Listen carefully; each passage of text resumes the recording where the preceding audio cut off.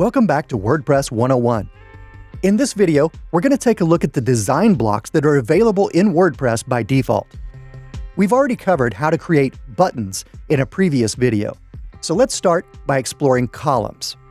This block is really helpful because it allows you to arrange text, media, and other content side by side in up to 6 columns.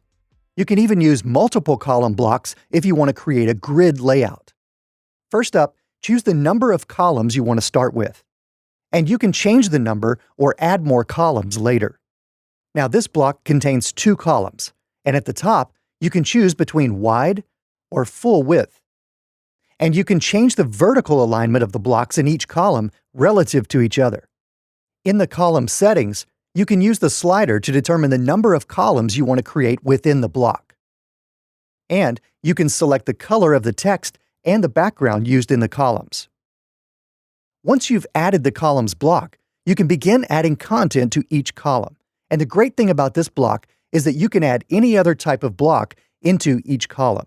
So for example, you can use the columns block to create the structure, then add a combination of image blocks, heading blocks, and paragraph blocks to create a grid of products or services. Now, with all these individual blocks, it can be tricky to select one item to edit. So the block navigation at the top of the screen can be really handy because it offers an outline view of all the blocks on the page, making it easy to select just the item you want to edit. Or, with any block selected, hover over the button on the far left of the toolbar to select the parent item, in this case, the column.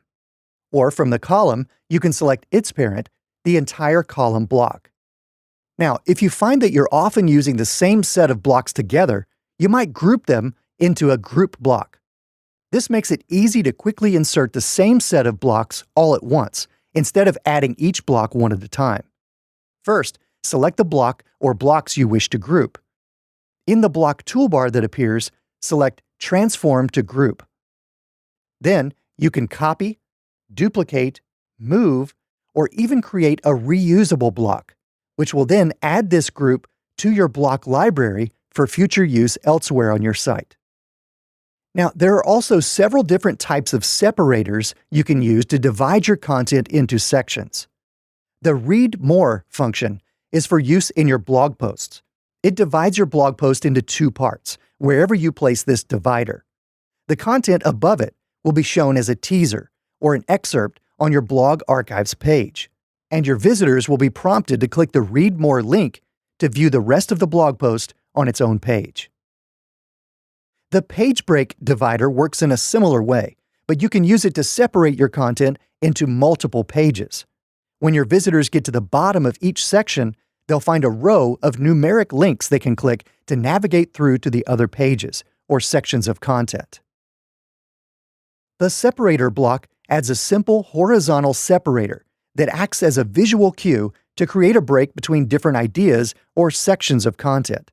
And in this theme, you can choose between 3 styles: a short line in the center of the page, a wide line, or a simple series of 3 dots.